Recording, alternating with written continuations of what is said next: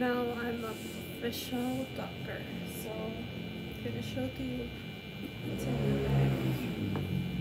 So this is my bag. It was given to me by my mother-in-law.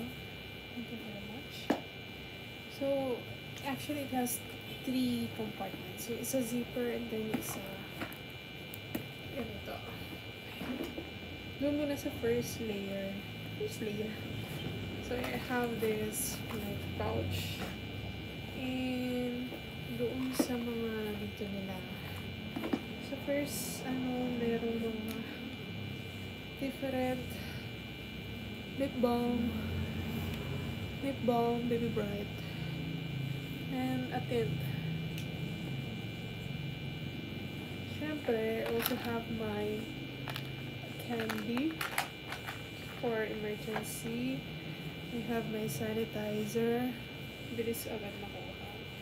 And I have my earbuds. It's violet. And syempre, sa mga lifesaver natin is yung kanin ko. Okay. Matanda na. Kumihilo. Okay. And then after that, ito. This is actually my medical stuff. Medical STUF. Okay. Nandito yung Trodat ko. Trodat.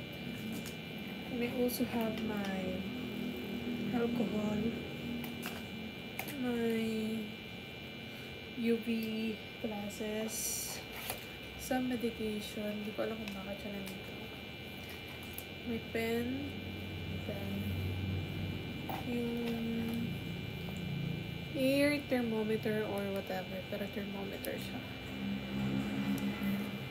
Tapos, syempre, yung step ko. Very, very important. Yung step. Cute niya. Pangalan ako dito. May pangalan din ako dito. Complete. Lipman. Pero tagal na to. Sobrang love ko to. Okay, so nakalagay sila dito. So, para pag kunyari nagra-routes ako, ito lang yung dinadala ko.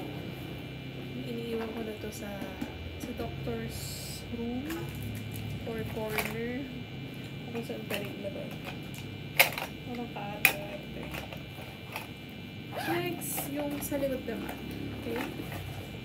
So, tapos na to. Ito naman nandito sa likod. So, ito. Meron akong mga face mask. Tapos, may emergency. Nandito rin pala yung mga prescription pad ko. May prescription pad ako dito. And emergency makeup. Nabili ko. Murang-mura naman. Just in case, may biglang tsaka-tsaka ka. At least meron. Ito, prescription pad ko din. Tapos, merong ball pen. And, yung wallet ko na barya ang laman. At kung ano-ano, barya lang. Doon sa zipper niya, may zipper ko. Ito. Ang naman ito ay wallet, yung mga IDs ko. Grocery, syempre. Nawala ding pera. Anong pera? And then, yung may lomotil ako dito. Isang gamot tapos ko. So, yun ang naman yung laman ng back. Inner back. So, kasi pag may gusto kong bilhin, kukunin mo na lang, diba? Anyways, dito naman sa gitna, sa zipper, yan. Bakit kayo naka-zipper ko? Dalawa lang naman ang nandito. Ito, tapos ito. Ito mga jewelry ko. So, just in case na mamadali. Tapos, yan. Sa tricycle or kaya ako nagkakanito. Pero hindi na nakalat. Ano naman yung mga nandito? Grabe yung bigat. So, may notebook ako. Notebook. Ng mga gamot, ganyan, or anything.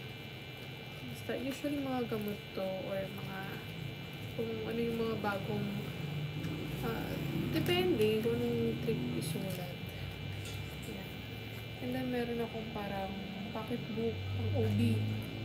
Siyempre, mag-i-start na tayo. Pang OB. OB girl kasi ako. Mag-OB girl. Tignan natin. At saka ito, pang pencil case, pero ang laman niya is pang makeup.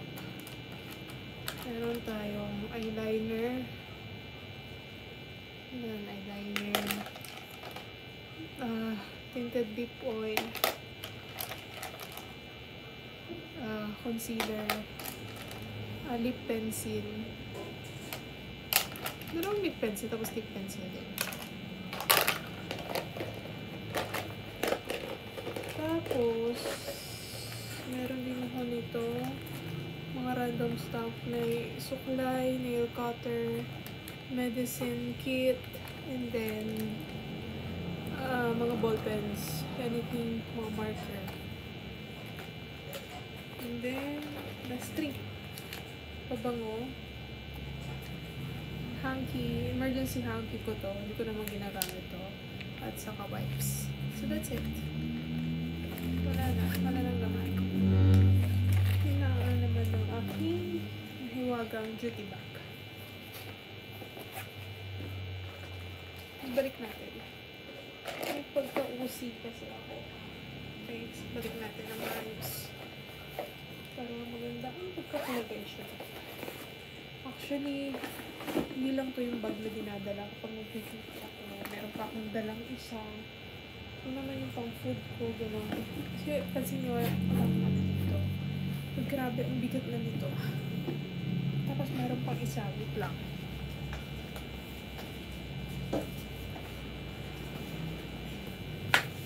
Ito rin, ang gamit. So, pag mag-duty ako ganito, ako mag-duty or ano ko lang to. So, ano naman tong bag na to? Syempre, tayo. Maraw man umulan. Tapos ito, baunan ko to. Pero nandito yung ano kong gasa naman. Yan. Yung mga baunan kong violet. Tapos, parang batang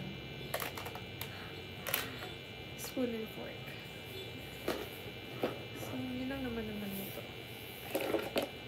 So, kung nag-duty ako, minsan may dessert. So, dalawa. Minsan pag wala, kanin lang, tapos ulam. Tapos, mataas na lang yung mga, kung napapabili ako. Yun lang. So far, very grateful. Kasi, I remember, gumawa din ako ng What's in My Bag.